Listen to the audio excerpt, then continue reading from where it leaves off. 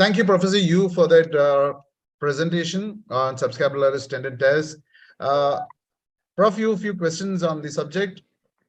Prof, you have mentioned about those 3 tests, right? The belly press, the Gerber's liftoff, and also the bear hug test described by Barth. So which one do you think is the most reliable test among these 3?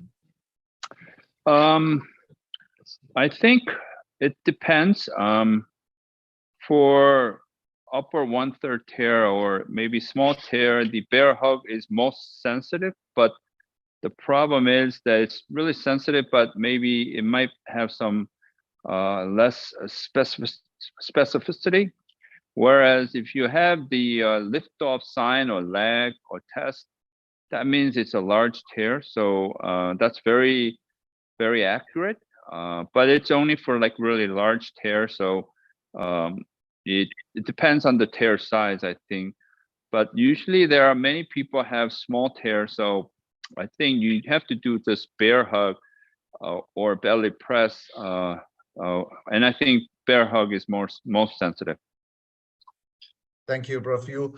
Prof, you also joined by Kerim Belsel, who is the Secretary General for the Turkish Shoulder Society. Kerim, your questions to Professor Yu.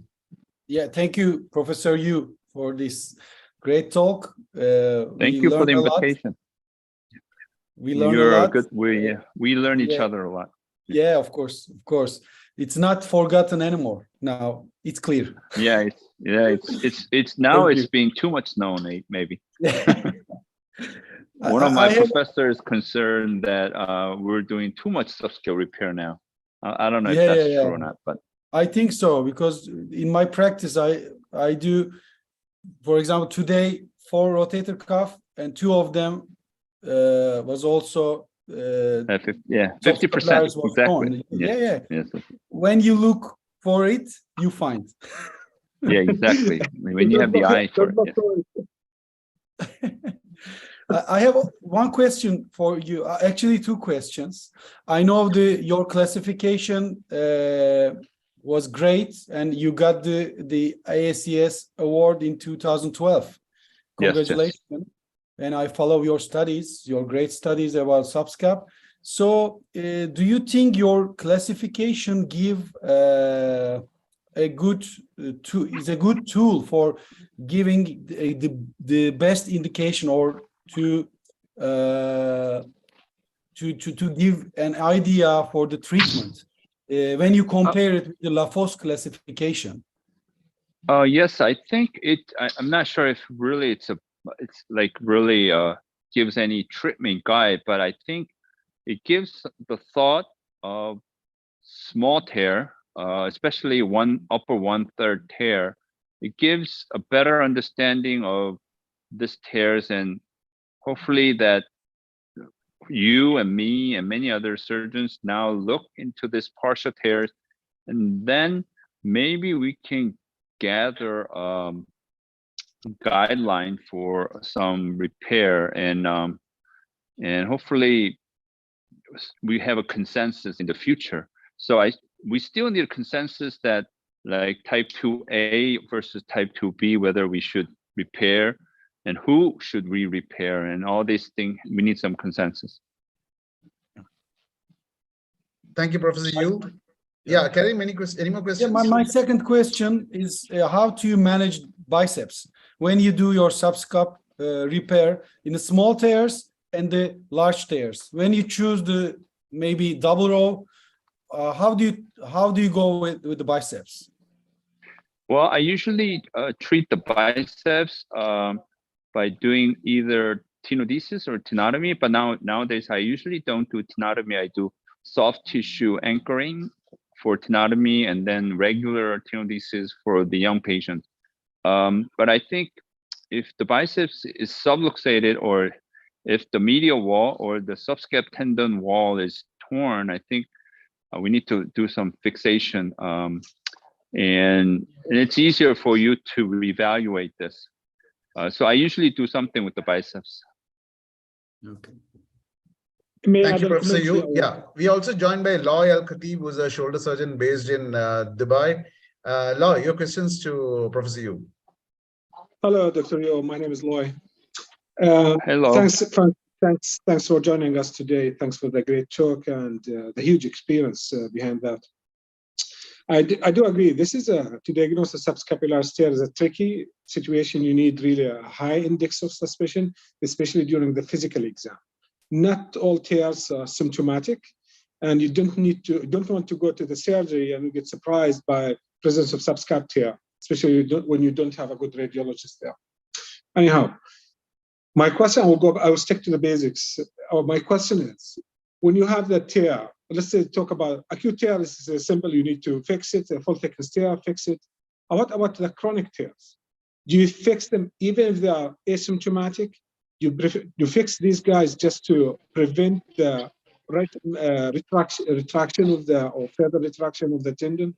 How do you deal with the chronic asymptomatic full thickness subscap tear?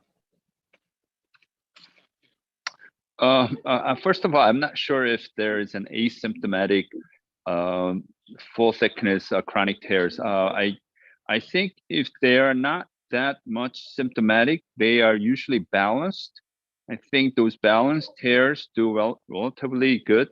They're balanced between the tear in the subscap and the tear in the supra and infra.